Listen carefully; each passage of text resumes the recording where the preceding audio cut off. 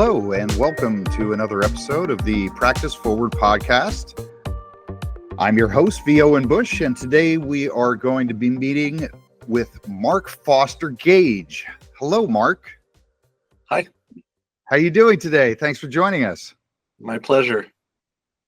It's really an honor to have you here today, Mark. For those who are not aware of Mark Foster Gage and his firm, MFGA, Mark Foster Gage is an architect, author, and thought leader, challenging architecture's traditional boundaries through his bold embrace of aesthetics and speculation.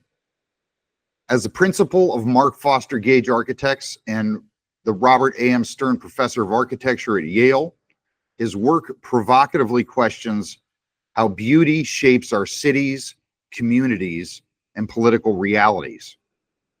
Through iconic speculative projects like the Khaleesi Tower, writings including On the Appearance of the World, and his influential philosophy of speculative aesthetics, Mark repositions architecture as a powerful force for social dialogue, ethical reflection, and cultural imagination. Mark, it's great to have you here. Thank you so much for joining. Yes, my pleasure. Anyway, we have so much to discuss. You have you're kind of a triple threat as a architect, author, and educator, and I hope we can talk about all these things today. Let's talk about your firm first. So the first thing you see on your website here is this new resort you're working on called Treyam. And so is this a lot of people may not, when you see your website, most of the work is speculative, right? So sometimes it's hard to tell which things are real and which are not. But Treyam is a real project, is that right? Yes. And is it where does it stand right now? It's under construction or? Well, we're in, I think it was Reba 3B roughly. So like in the process of translating some of the design documents into BIM and getting on board the contractors and proper engineers, and it's going forward. Wow, it's incredible. So we've been working on it since about 2002. So I think this is our third year working on two resorts that are a couple miles away from each other, El-Anon and Treyam. And Treyam it'll be for the operator Equinox, the gym health company out of New York. Uh-huh. And the El-Anon resort is for Capella Resorts out of Singapore. So They have those clients attached to them, but they were all initially designed for basically for that whole region of Neom called Magna, M-A-G-N-A, which is along the Gulf of Aqaba, which the Saudi government is kind of turning into like, a French Riviera, the Saudi version of French Riviera, with a lot of resorts and developments, because it's such a beautiful, it's the nicest climate in Saudi Arabia. It's on the water. It's really stunning and really kind of untouched and beautiful, and they want to keep it that way. So they're really limited in the amount of development. So they were very interested in kind of controlling what was going forward, and then they attached operators to them rather than just open it up to land development and allow whatever happens to happen. They're taking a much more controlled attitude towards it. Sure. Well, for those who are not familiar with this, it really looks like, forgive me, Mark, but something out of Star Wars or something. It really doesn't seem like something that I've ever seen on planet Earth. It is a entirely bridged resort, so it's 40 meters above a lagoon. Looks like basically a long horizontal stripe, almost like a space station, and then above it is just this sort of endless infinity pool looking out into this incredible landscape here.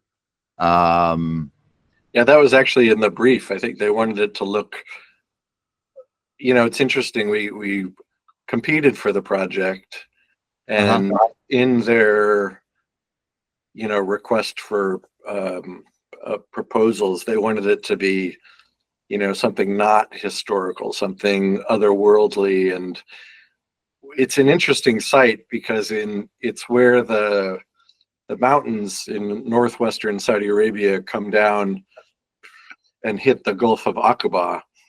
And that whole stretch of, I don't know, maybe 70 or 80 kilometers has been undeveloped. It's never been developed, even though it's some of the most beautiful and pristine coastline you've ever seen. And it's interesting because if you look back, you look to the east of the site, and you see these majestic mountains, like very large mountains. They're going to have a ski resort up there. Some of them go so high, and then it comes down and it hits the Gulf of Aqaba, and you get these beautiful sandy beaches. And then you look out over the Gulf of Aqaba, and really only maybe maybe it's like 15 or 20 miles, maybe it's a little more, but you see Egypt, you see the coastline of Egypt. So, it's incredible. One of the reasons we elevated the project was because it's really unusual in any resort in the world to have 360-degree views. Usually you drive into the resort from some nasty street and you go to your room and you look out over the water. But if you look back the other direction, you're looking at some, nasty strip of other resorts or something. So it's really unusual that you have a 360-degree view, which is why we elevated it. It's all each room includes glass floors and ceilings, so they really feel as if they're sort of floating above this whole marine ecosystem, right? And the stars, and so you're really just embedded in the environment, but sort of like you're flying above it. Exactly. You're levitating is what we wanted it to feel like. And then you have the infinity pool is 450 meters long. So is that a world record? I don't know. I've never. They really wanted, the Crown Prince really wanted the world's. He's wanted the world's longest. So he got it. Oh my God, amazing. And so, but I mean, the way it's done is so incredible because the horizon line and the infinity effect with the visual continuity of the sight lines, and it's really quite amazing. And the infinity pool is sort of reflected by another body of water that's about the same width down below it, right? So how did you guys, so you said you worked on this 20 years ago. How were you able to kind of pre-visualize how all those sight lines would work and all that stuff would work? I've been to the site, and they had actually given us a site that was a little bit farther north, and we chose this site. And we had seen some other proposals for resorts in that area, and we really just thought this was such a really special and unique situation, in that, I mean, nothing's like, one of the guys who was there is part of a motorcycle group, and they like to drive up kind of close to the Israel border and then back along the coast. And I guess one of the guys had like a Harley, imported his Harley to Saudi Arabia because gas is really cheap. So why not, right? Right. But there was no place to actually buy gas. But you're talking about like, a couple hundred miles of area where it's just really undeveloped. Like you don't see a single building.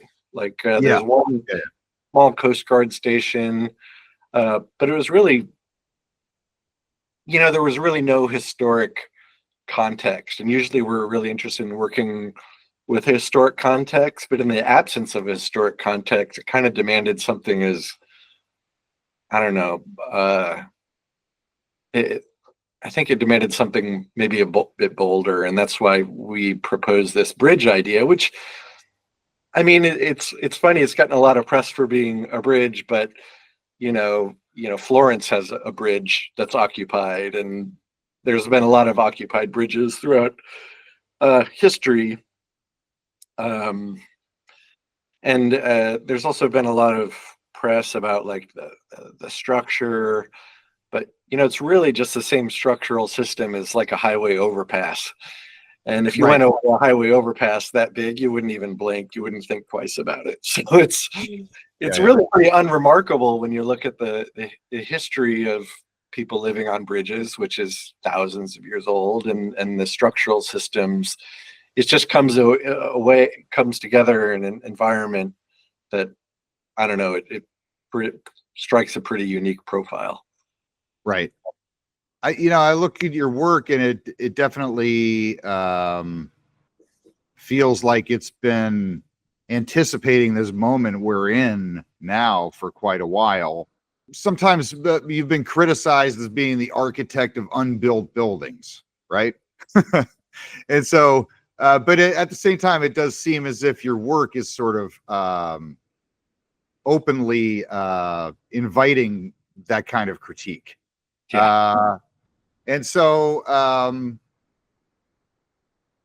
and then in some ways, you're trying to bring attention to this idea of speculative aesthetics, right? Now we're kind of like living in a world of speculative aesthetics, so much now with AI coming in, and it's hard to even know if anything is real or speculative anymore.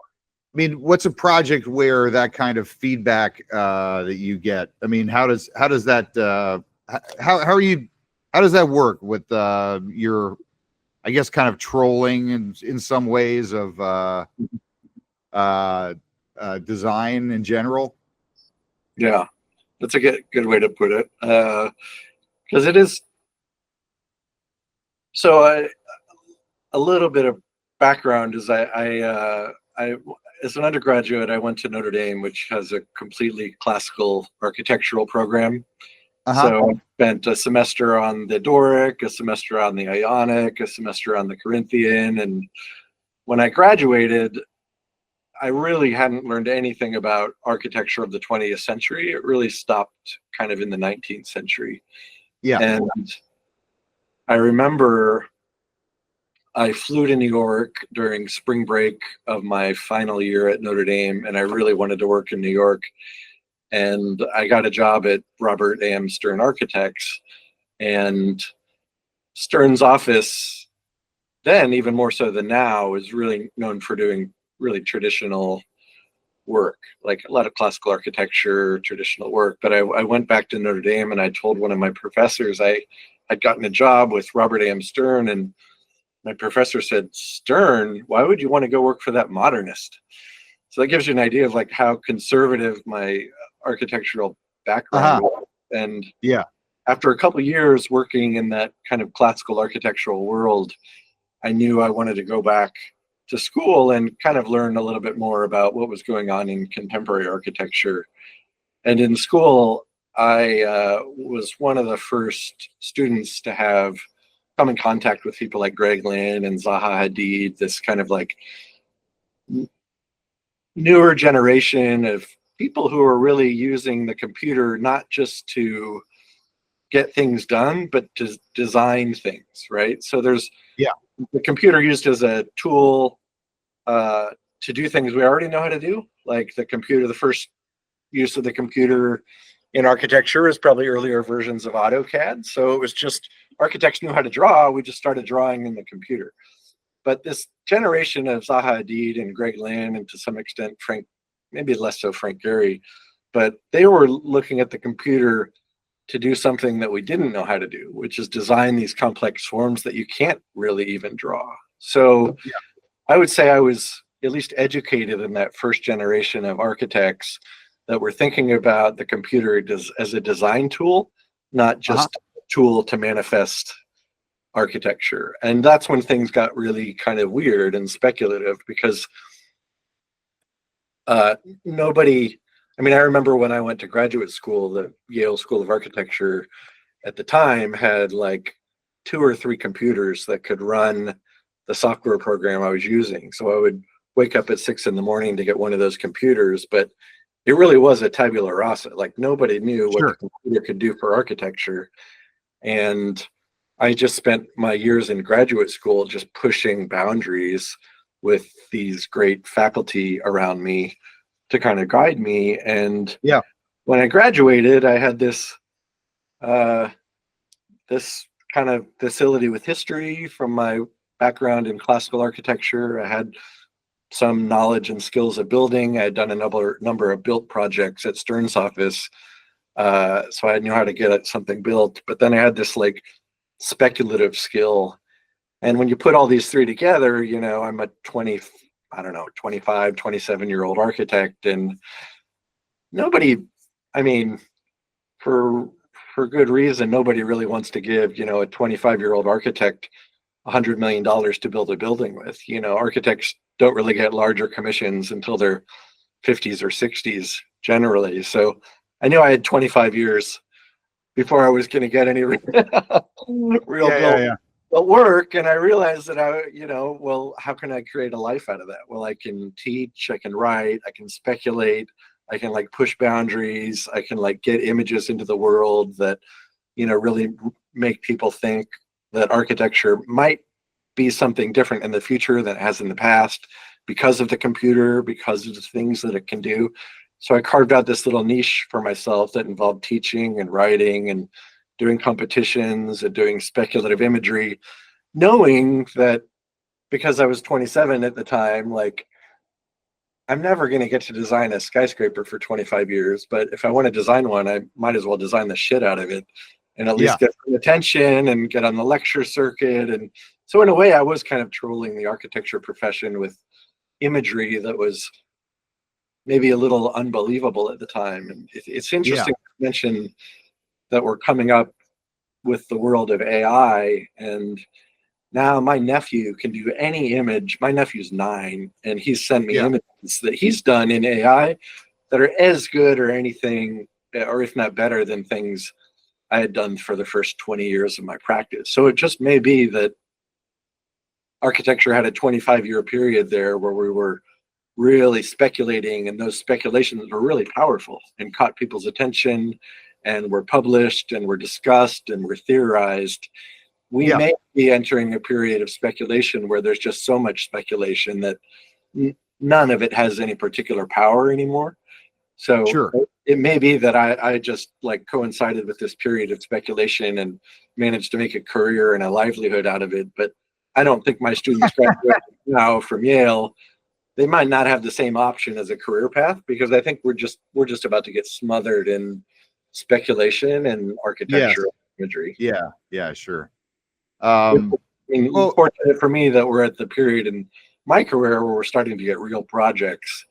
Because I really think what I've been doing for the last 20 years, 25 years, probably wouldn't have the gas to last me another 25 years. Yeah.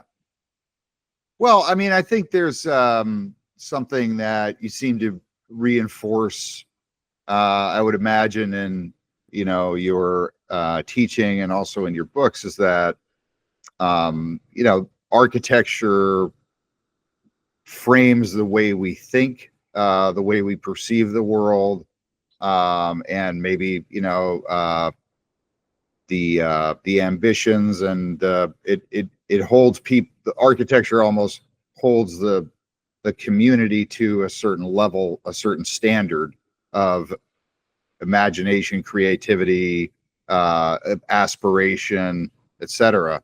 And it definitely, I see that in all the speculative work, but even in all the work that's actually been built, I really see that challenge in all of your work, where it's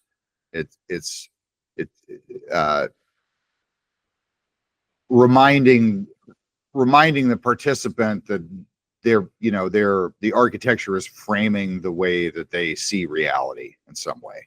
Yeah, so I'm from Nebraska. My extended family has a farm outside of Omaha, which they've had since 1879. And I remember being a kid where my mom lived in Omaha to the farm. It was like a half-hour drive, but it was all through cornfields. It was completely empty. And since in the last 30 years, especially, like basically that whole area has been filled in, and our farm has been swallowed by office parks and suburbs. And I look at like downtown Omaha, which is pretty decent little downtown. But then I look at the, 40 miles of trash, which has been built in my lifetime. And I remember thinking this in high school, like, why is this all so ugly? Yeah. Like these glass office boxes and office parks and suburbs. It was just, it's so dehumanizing. And then I had the opportunity when I was in college to live in Rome for a year. And I just remember just living in the historic center of Rome for a year. It's like you're living in a different planet. Like in Rome, you're walking around buildings that are sometimes thousands of years old. You're bumping into people. There's not many cars. Anything you need is within a 5-minute walk. Everything is, I mean, even the things that aren't supposed to be beautiful are beautiful in Rome because they developed this rich patina of colors and textures and things, when they kind of fall apart, they do so beautifully. And I would just go home to Nebraska and realize that, a building that's 10 years old, it doesn't stain beautifully. If it's not maintained perfectly, it looks like crap. And I just remember why, like, if we're going to live in this new 21st century, why can't we live in a better framework of reality? Why do we have to live in these little gasoline boxes that take us from our garage to a parking garage and pop out in an 8-foot tall suspended ceiling office? And it's just so demoralizing, and you don't even know it's demoralizing until you go elsewhere in the world and realize that there's an alternative. Yeah. So I would say the big idea, not that it's new to me, but thinking, all right, so it's definitely better to live in Rome than Omaha, Nebraska as a human. It's better to live in Paris or London or Kyoto or any number of places. Sure. But it doesn't seem all that exciting to just rebuild Rome or Paris or Kyoto in Nebraska, right? Yeah, right. What can we design with our contemporary languages and technologies that could offer a new and better type of urban reality in the future? So Sure. That's why I was never really an advocate for building historic architecture over and over again. I want to do something of our own time that's as good as Rome or Paris or Kyoto, rather than reproduce those things. It seems like it's almost like a correction to modernism, which then sort of devolved into really just an anti-aesthetic. Exactly. Right. Exactly. And the idea of the aesthetic is not even really brought up. I mean, somebody reminded me the other day that I think he said 95% of construction in America doesn't even involve an architect. Yeah. It's just building Yeah. for the sake of building. No, I mean, modernism used to have this really, the first generation of modernists had a really strong ideological bent, and they really believed in what they were doing and its association with freedom and equality. And really, after that first generation, all the ideology died away, and everyone just realized how cheap modernism was to build. So I like to say that, like, modernism started out as design within reach, and it ended up as IKEA, and now we just build our cities as IKEA cities, right? And they fall apart, and we're building cities of trash. every nation on No, earth it's true. I see the building equivalents to the Wayfair dresser I bought that fell apart after 2 months. yeah, yeah. And there's no I mean, it sounds really pretentious to say that there's better ways of living, but you don't really experience them until you've had the opportunity to travel. So, Yeah. I spent a lot of my earlier years in architecture doing nothing but travel. I spent all my money on travel. I've been to 100 countries, been to North Korea, been to Uzbekistan. I've been all over the world looking for these types of environments that just seem magical to live in. Like, not as like an iconic single building that you go in once and you take a picture and Instagram it and you're done, but these like urban fabrics that are just so, beautiful and incredible. So I don't know. I think in the 21st century, we can do a lot better than we did in the 20th century in providing not only environments for us to live in, but environments for our descendants to live in. And when you buy a Wayfair bookcase or an IDEA bookcase, you're never thinking like, oh, I just can't wait for my grandchild to have this, Right. Right. And so, I mean, you made a comment on my house. I have a house upstate here that was built in 1820, so it's a little more than 200 years old, and it requires a certain amount of maintenance and upkeep. But everything in this house, like someone's going to inherit, my nephew's going to inherit, and it's all like big beams. And I just think like, how many people have lived in this 200-year-old house and enjoyed it because it is old and has like patina and it's a bit crooked. It's not perfect, and that somehow makes it so much more beautiful to live in than a kind of speculative suburban home, which you're going to tear down in 30 years. And we just keep building knowing that it's going to be torn down, and we're not thinking about the future at all. So, I mean, to maybe segue into some of my writing about aesthetics, it's that aesthetics are generally why people value something. I've gone traveling with my mom, and she's never been like, oh my God, Mark, look at that library. Look at the program distribution in that library. It's amazing. Take a picture. You take a picture of things because they have an aesthetic quality that generally you find beautiful, which gives things value and it gives communities a sense of identity. And it's just kind of amazing to me how, form follows function was first uttered in 1896 by Louis Sullivan.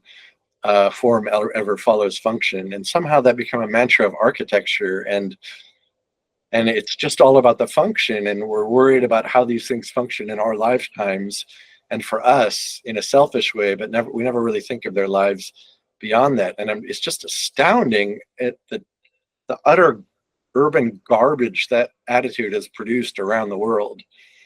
And well, I would also say that it's like the function. There is also a function of architecture that doesn't get mentioned, which is that, as you say, it does frame the way we perceive the world around us and our role in the world and in our communities.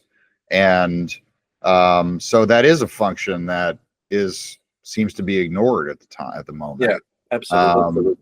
I just had the experiences of being on jury duty, and I'm like one of the only Americans I know who loves jury duty. So I was, a couple years ago, I was on jury duty, and it's an awful experience. Like I went to the courthouse thinking it would be a courthouse. It was like 8-foot tall suspended ceiling courthouse with some like wooden IKEA looking desk and a judge, and it was just like it was like in a totally nondescript building in downtown New York. Yeah. Really flat floor plates. It was built in like the 50s. It was all function, pure function, Sure. And then I was called for jury duty not too long ago, and I wasn't chosen for the jury duty, but it ended up being for the Ghislaine Maxwell trial. Speaking of all the Epstein stuff in the air. What? But I remember I went into the courthouse, and it was this beautiful courthouse, with these 4-story tall ionic columns. And I walked into the courthouse, and it's this beautiful wood paneled room that's 30-foot high ceilings. And I just remember thinking, like, a kind of civic pride, like, I want to be chosen for this jury. Like, I want to. Absolutely. It made me feel like more civically minded.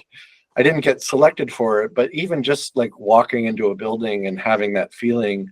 And then I was reflecting on like my schools in Nebraska, like, in middle school in the Midwest, I went to like a cinder block middle school with 8-foot tall suspended tile ceilings and fluorescent lighting. And like, no wonder students don't want to learn. It's like, who wants to spend any time in this environment? Like, if you put a student in an environment which is conducive to learning, which I've been teaching at Yale for 25 years, some pretty incredible spaces. And that isn't to say that all educational spaces need to look like Yale, but, the aesthetics of the spaces that you're in and the buildings you're in and the rooms that you're in has an immense impact on how you feel about what you're doing. Absolutely. Yeah. And I think living and working in these cubicle farms and suburban houses is just demoralizing, and it's no wonder we're like a Prozac nation. We've just created these like dehumanizing cities and dehumanizing spaces, and I don't think my firm is going to change that necessarily, but I think by speculating on completely new ways of living, the idea is that hopefully that it loosens architects up to be a little bit more free with their creativity rather than just always absolutely to form. Well, I mean, I would imagine a lot of your speculative work was probably considered to be impossible to build at some point when you were doing it 20 years ago or something, and now with a kind of like file to factory workflow like we were discussing yesterday with Winka, seems like some of these things might even be conceivable, that maybe some of your old designs could even be absolutely could be realized now. I taught a course with Frank Gehry at Yale, a design studio, and I used to give him rides back and forth to New York because his hotel was in New York, and I got a lot of those really great stories about how his firm was not only a great architect but super pioneering in the way they used CATIA, which was a design software for basically the aerospace industry, and figuring out how you can develop these files in formats, and being so surprised to realize that half the manufacturers out there already use these formats. I remember we were designing some custom for this we did this $20 million apartment in New York with all these CNC milled surfaces. And we were meeting with a cabinet maker, and I wanted to do this like wave pattern on the cabinets. And he was like, oh yeah, I don't think we can do that. We can just cut out shapes. And I went to his facility, his fabrication studio, and he had some CNC mills. And I was like, what kind of file formats do you use? He's like, mostly, DXF. And this was a while ago. But I was like, your CNC mills can go in the Z-axis and carve. He was just using them to carve out 2D. He didn't even know his CNC axis. Oh, really? Third dimension. And I was like, in the DXF format you're already using that I'm giving you, your thing can already do what I'm asking it to do. Yeah. And so there was some training for the world of fabrication. A lot of it happened by architects that were saying, look, you can do this amazing stuff with this thing you're just using to cut out these dumb profiles. And I think most of the serious fabricators in the world are, in the last 20 years, have gone from like 0 to 60. Like if you're working with any large fabricator is going to be using 3D files. I don't know any fabricators anymore, unless it's like a craftsman that's going to accept a rolled up construction set of documents that you're going to FedEx to them. Yeah, So yeah. all the things you say. No, we were talking about earlier. I mean, obviously architects don't make buildings; they make representations of buildings. Um, and then, but what you were saying earlier is that you design a building. An architect designs a building in 3D, and then has to be translated into these 2D drawings, which are then somehow turned into some. It's like it has to go through a whole other dimension before it comes out into back out into 3D again. I mean, if you were designing like a profession of architecture from scratch, you wouldn't come up with the idea like design in 3D, collapse it into 2D, send it off to someone you don't know, and let them re-expand it into 3D. Like, and I've done a lot of research on this, just going back to my writing a little bit. But like the architects of Greek antiquity didn't use drawings. There's no record of any drawings in Greek antiquity because they used templates and like paradema and anagrapheas, or templates, and basically like full-scale models of things. But there was no culture of there's only one real drawing that they could find in any Greek of any Greek buildings. Drawing wasn't a part of architecture. It was like they used other means to convey the information, because drawing is a stupid way to convey information to architecture. It's 2D, and it happens on things this big, and buildings are like way bigger than that. And it's just whoever came up with the idea of using drawing to make architecture was kind of an idiot in retrospect. Like, I mean, maybe it worked a couple centuries in there, but it really didn't become popularized until the Renaissance. I mean, so drawing has really only been part of architecture for, I don't know, half a millennium or something. And I'm glad we're moving out of that phase, because there is no greater information loss than architecture to drawing and drawing to architecture. Yeah. So anyway, you have this process that you call kit bashing, which is, I guess, kind of like colliding all of these wild, disparate classical architecture forms with more futuristic forms, and sort of smashing things together. Is that right? Yeah, I mean, it's funny. It's actually invented in the 1950s and 60s for a TV show called the Thunderbirds, I think. And then it was used in Star Wars, where they would literally buy model kits. So if you want to design the Millennium Falcon, right, they didn't have digital technology in the 70s. So they would just go to the store and buy a bunch of Model 2 airplane kits, take all the pieces off and glue them to the Millennium Falcon to make right. So you basically like exploding a structure, almost like taking apart a big Lego set and making something new with it or something, right? That's why it was called kit bashing, because they were buying model kits. So you'd buy a tank kit and an airplane kit and a train kit, take all the pieces, glue them together to make something sort of futuristic looking. And we realized that around maybe 2012 or 2013, it was right after Zaha Hadid was getting really, really famous. And we had, for the previous decade, been working with a lot of the same smooth surfaces and languages as Zaha Hadid. And we're probably working with them before Zaha Hadid. But at a certain point, I realized in the office, like, we can't do that work anymore because people just think we're ripping off Zaha Hadid. So what's the opposite of a smooth surface? Like a surface with a bunch of shit on it, right? Yeah. So I was like, well, how do we do something that looks super ornamental, like a surface with a bunch of shit on it?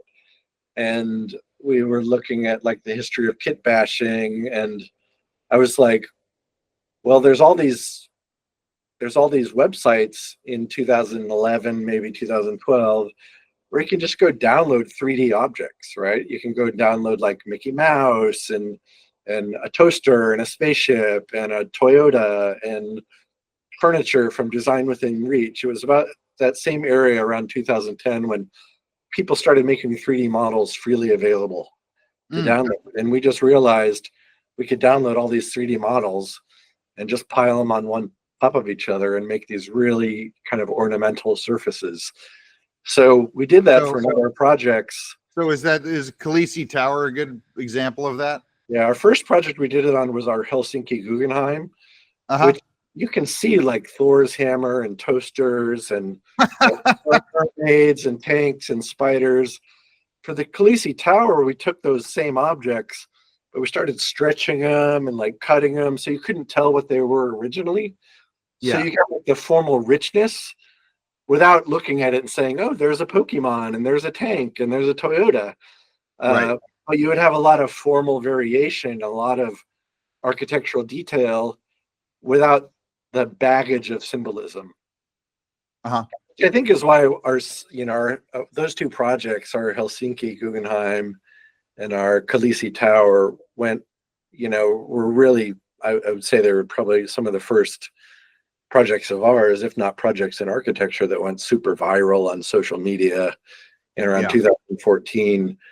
And, especially, I think our Helsinki Guggenheim was in 2014. And my friend Hernan sent me a photograph of Arata Isozaki, the really famous Japanese architect and Pritzker Prize winner, was giving a lecture, and he was lecturing about my project, so and so that project like made the rounds on social media and was probably one of the first in the world to do so. So we got published all over the place. I was lecturing everywhere, but it was because it was provocative. And at the time, the avant-garde was Zaha Hadid and those beautiful, smooth flowing surfaces. And I think this was the first maybe post-Zaha language which used digital technology to do something completely different.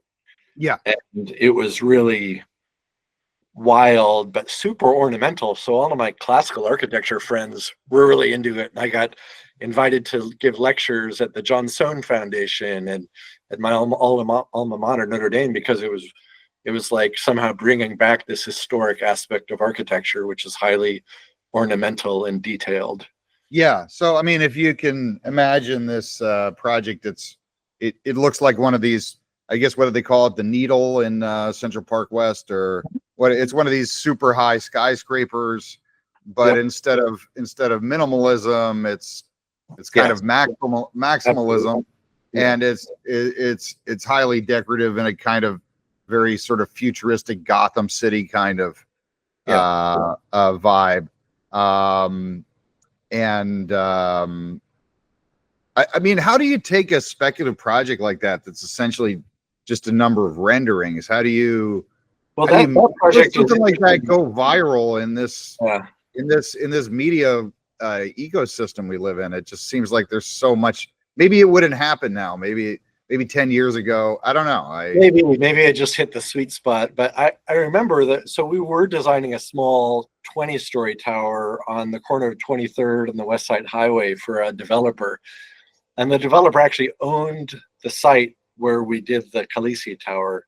And we were just kind of like imagining what you might do as the next generation of skyscraper. And at the time, Raphael Vignoli had built a 100-story skyscraper nearby on 57th Street, which was built. And he took this great satisfaction of saying how he had the inspiration for this super tall tower was a modernist trash can. And it was just this gritted metal trash can. And I was like, that's so fucking offensive. Like, that you're going to put a giant trash can in the middle of New York City? Like, that's your idea of giving culture to New York City? Like a once in a generation building, and you're going to make a trash can out of it? I was so offended. I was like, yeah, that guy, like I taught it with him at Yale, and he was a real jerk. He's dead now, so I can't say that. Yeah. But just that attitude that like, oh, I'm so witty and genius, I'm going to just give New York City a trash can. Frankly, it just really pissed me off. So we took his building and used the exact same profile to design our Khaleesi Tower. Oh, I see. Okay. Specifically within a couple blocks of his building. So it's like a adaptive reuse of a building that hasn't been built yet. But I'm also saying, like, if you're going to build 100 stories in the city, like, give something back to the city, right? Yeah. Like, it's not enough to just do this minimalist box and get off that saying it's based on a trash can and everyone gets a good laugh, and now everyone has to look at this, boring, banal building that is basically just for, billionaires to park cash. the whole thing really just like left a really bad taste in my mouth, that architects have lost this idea of giving something back to the city and giving something to the future. Right. So our Khaleesi Tower was really an effort to say, like, look, like, think about what you're doing, and intentionally we overstated the case, right? I don't Right. believe that the whole world should look like the Khaleesi Tower, but the intention was to overstate the case and say, like, wake up, we can do more than build a trash can in New York City. Yeah. So we've used that language in a lot of projects since, but usually not as the whole building, because those projects were speculations. They were meant to shock people out of their complacency, and I don't know if they'd have the same purchase today as they did 12 years ago, just because you can do them in AI now. And I mean, I'll go give lectures in architecture schools, and a lot of people are kit bashing and using these kinds of languages, so they're maybe not as surprising now as they were back then. Well, it seems like whether it's intentional or not, I mean, all visual AI that I see is some kind of form of kit bashing. It's kind of like the underlying principle of everything. Exactly. But what comes out is so unexpected in some ways, because the AI doesn't carry any of the cultural or historical baggage that we attach to things. So it sees everything in much more of a kind of a level playing field, a non-hierarchical organization of aesthetics, right? But what you said about the speculative work is it's really about offering futures that are worth thinking about, right? And and it's incredible. I mean, it's just as you said. I mean, it's beauty is important. It's not something to and your work kind of proves it, right? That beauty is truth and truth is beauty, because how would these speculative projects have become so well known and so so viral if they weren't so beautiful? That's the underlying argument. And it's funny that I'm teaching a class at Yale called Beauty, Wonder, and Awe. And I was just looking at the history of like architecture curriculums around the United States. And the last course on beauty or aesthetics I could find was in the, like 1918. It was like World War II era, because modernism really crushed the discussion of aesthetics and beauty, because it was all about function. And I think for a century, we've paid the price of not thinking about architecture in terms of beauty. And the worst thing modernism ever did was convinced people that if you're talking about beauty, you're talking about elitism. And therefore we can't talk about beauty because it's just for the elite and the aristocratic. And I think that's like a kind of emperor has no clothes argument, but it shut down a century of discussion about beauty and aesthetics. And my writing in the last 15, 20 years has both been trying to rediscover writings from history about aesthetics that might be useful to architects, and also developing new theoretical models for how architecture can work aesthetically. In addition, I mean, no one's saying that architecture shouldn't function. It's just that, like you said, aesthetics is one of the functions, and we got to get better at it because we've completely forgotten how to do it. Like, not only do we not do it, we as a profession have forgotten how we would even go about doing it. Well, I think it's endemic throughout the culture. I mean, I feel as if there has been a cultural stagnation that I can really feel ever since the 21st century began, in terms of not necessarily knowing. I can't really speak to architecture as well, but I just in general, in terms of cultural aesthetics, it just seems like kit bashing and recycling has just sort of become the norm, where there isn't even necessarily new material to recycle anymore. It's just all sort of getting more and more smashed up together. But I think maybe there's almost like a implicit kind of Maoism in this relentless pursuit of efficiency and form over function, or function over form, I suppose. Yeah. Honestly, like a big part of that, like I'm all for sustainability, but a building isn't good because it's sustainable. And I think like LEED certification, like gold LEED, platinum LEED, I think it's done a great disservice to the architecture, because people advertise, you write about a building, it's achieved LEED platinum. It's almost as if it's saying like, this is a great building, but just because you're LEED platinum doesn't mean you're good architecture. And I say, like, it's the equivalent of going to a fine dining restaurant and not looking at what the food is, but looking at the calorie count. Like, because an entree is 1,000 calories doesn't mean it's a great entree. And we've gotten this habit in architecture of awarding people for how little energy and material they use. But I think the emphasis needs to be placed back on what makes architecture great, not how little stuff did it cause to use it. And that's not a not sustainable argument. It's just saying sustainability can't be the metric that decides for us what is good architecture and what is not good architecture. Like, all architecture should be sustainable, but we should have some aesthetic criteria for judgment and some cultural criteria for judgment that isn't a point system based on like off-gassing carpet. Yeah, well, it's sort of you embrace classicism, and your book, you're kind of reminding about the Greek and Roman pantheon of how, if you have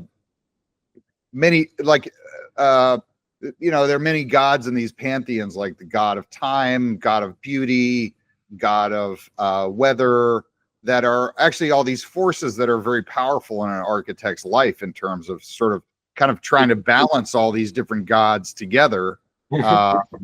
Right? I think architects think about these forces in a way where it isn't a monolithic entity. It's more about sort of balancing all of these different influences that maybe these more ancient classical civilizations were more tuned into from Europe, Absolutely. Yeah, and all over the world, really. It's amazing. Like, you really, I mean, I've been all over the world, and almost without exception, every place on Earth has an architectural culture that's more beautiful historically than their current architectural culture. Yeah, give a single place where you go visit the place and what they were building a couple hundred years ago, or 500 years ago, or 1,000 years ago, or 2,000 years ago isn't more beautiful than what they're building today. Yeah. Hands down, no country on Earth I think is building worse 500 years ago than they are today, because most places have adopted the Western model of form. When we talk about colonization, like the colonization of modernism, that every country on Earth is subjected to the same glass boxes, and there's no real cultural differences in architecture anywhere. It's all been erased in favor of function. And we just, humans may not die if architecture keeps us warm and out of the rain, but culturally we can die a cultural death without dying a physical death. And I think our buildings today are contributing to our cultural death. And I think the outcome is like, not surprisingly, we don't get along as a society. We have like huge social problems. We are all depressed. Our urban environments aren't conducive to community and community relations. Imagine most Americans go from their kitchen into their garage, into their car, and drive to work, and might never breathe a breath of fresh air outside. You're just going from interior environment to interior environment, and there's no civic domain anymore. There's no community domain. There's no more civic buildings when a town hall looks the same as an IBM headquarters. Sure. Yeah.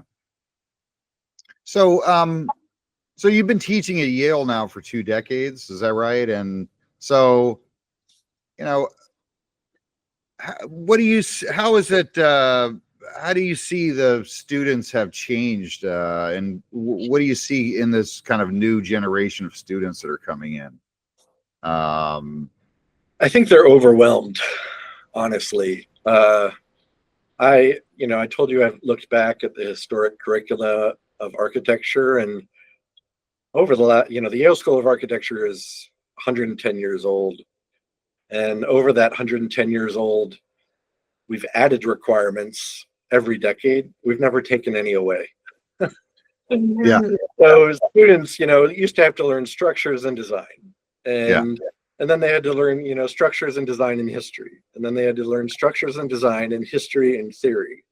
Yeah. And then they had to design, like history, design, structure, history, theory, sustainability, and BIM.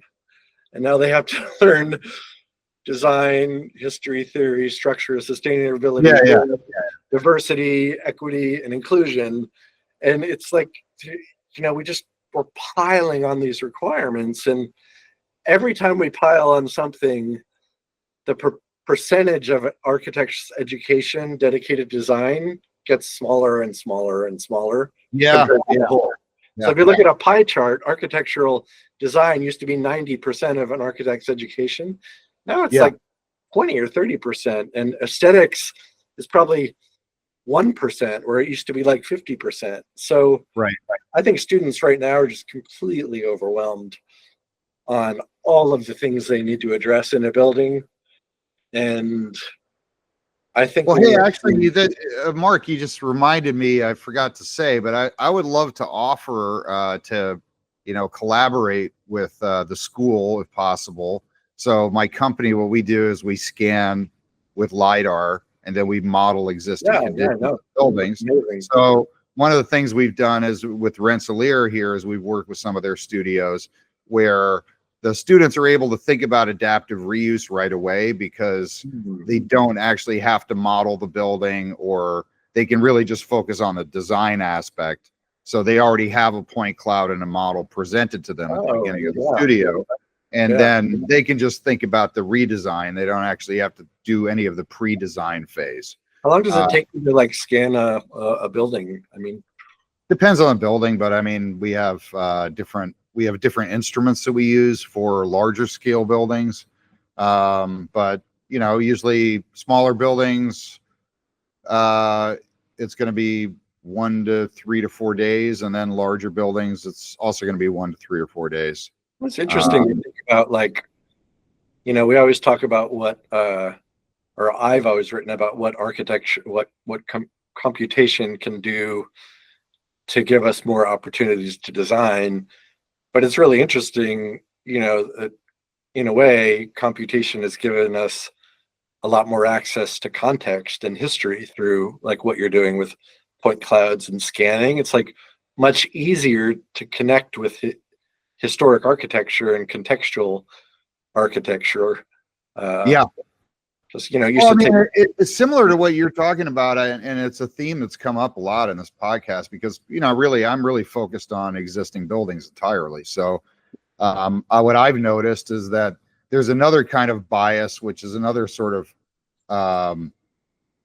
function over form kind of bias that actually exists in the tools, right? So if you look at Revit or any BIM software, they kind of have a bias towards new construction and building simple rectilinear box-like structures, right? So if you talk to more aesthetic designers like Winka, who I spoke to yesterday, and they're working in Rhino and other tools because they can do things that are more, that give them more of the same kind of vocabulary as architects have had for thousands of years. You were saying, they didn't start with drawings. but I do think there is a bias towards it. For us, for example, we like to represent buildings as they are, right? And if we can, we try to model the walls out of plumb and really show things as they truly are. Right. But having access to that point cloud really allows people to really see the real existing condition. We can model things all the way down to the point where they could be fabricated again, like crown molding that's falling apart or something. Yeah. Right. So, if you look at a historic building, it's like, architectural software, if there's a rectangle icon and it's right there and it's the easiest thing to use, all our buildings are going to be rectangles. Sure, yeah. It's like whatever icons are up there, that's what our cities are going to look like. And we don't no one ever pushes back on what's on offer. But I would probably guarantee that my students, probably couldn't physically 3D model the Parthenon.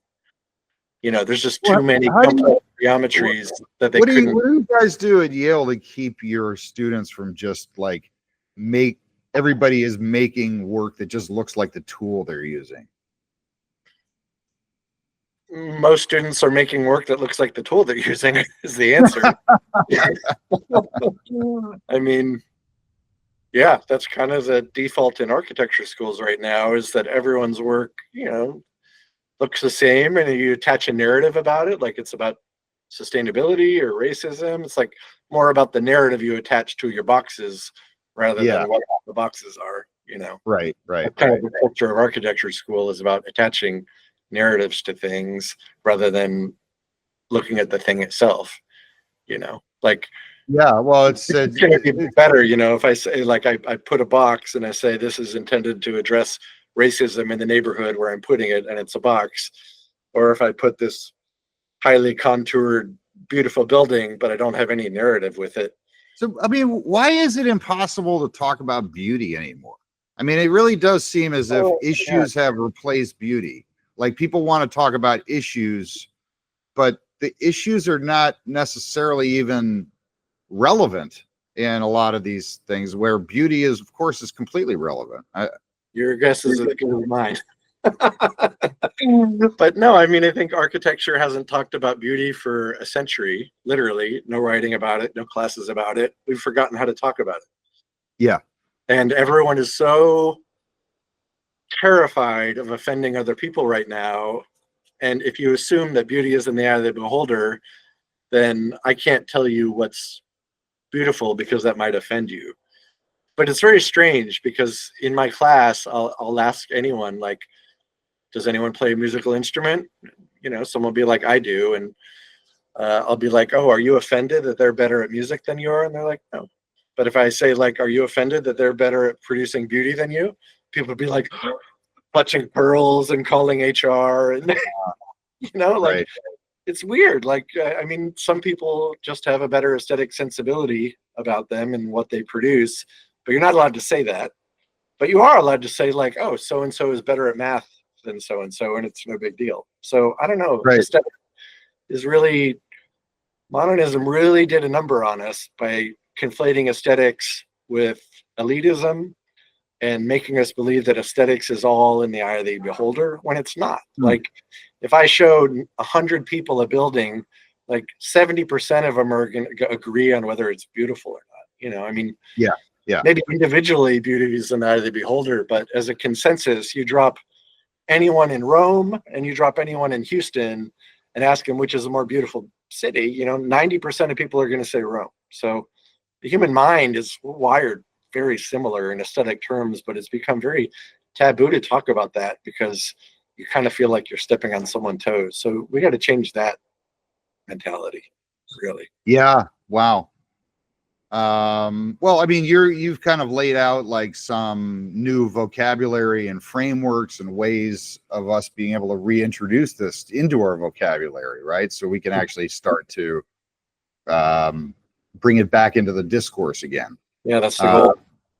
Yeah, that's really fantastic. And thank you for reminding us and continuing to remind people the role of beauty in the world. I can't think of anything more noble than that. So Mark, looking forward to your, it seems like maybe you're going to be doing less speculative and more real projects coming up. Just turned 50 last year, so it's about time. I certainly hope so. I mean, I can't even imagine. I'd love to see some of these things realized. I don't think I'm going to be, vacationing in the Middle East anytime soon, but maybe, you never know. Yeah. So what do you see? What are you looking forward to working on, like in the next 5-10 years? A lot of our work is in the Middle East, because it's interesting that the Middle East, like a lot of these countries, don't really have historic cities. Like Saudi Arabia doesn't really have historic cities. So if they want tourism and they want, cultural exchange and visitors from different places, they got to build it, because like no one's going to go to Riyadh in the same way you would to Rome or Kyoto or Beijing, or there's not really like much. There's not much. It's an opportunity to invent all these new typographies and taxonomy. All of these countries know, these oil-based countries know that oil is not going to last much longer, right? So from the UAE to Saudi Arabia, Bahrain, all these Omar, all these countries are investing in other ways to make money because they know the oil game is up. And so a lot of them are investing in architecture to create new types of cities and new experiences and new cultural destinations. And that's, I think, why most of our work right now is there. Most of it's in the Middle East, because they're investing in architecture as a replacement for oil, Yeah. Well, that's really exciting. And I'm really happy that you have finally found, looks like you have found some really good partners to work with here, to be patrons for your design, because I'd love to see it realized. I mean, the works that I've seen in New York City, just the basic, redesign of some of these residences, really quite incredible. And it just goes to, like, as you're saying, it just goes to show that, beauty translates, and there's no wonder that your speculative work has gone so viral, because you're not afraid of making beautiful things. So thank you so much, Mark. I really appreciate meeting with you today. I feel very grateful to have learned about your practice and your work. And everyone, please check out Mark Foster Gage. It's mfga.com. And check out his books. And I think there's a lot you can learn from Mark. Thanks so much. Thank you. I really appreciate it. So hope to catch you soon. Take care. Thank you.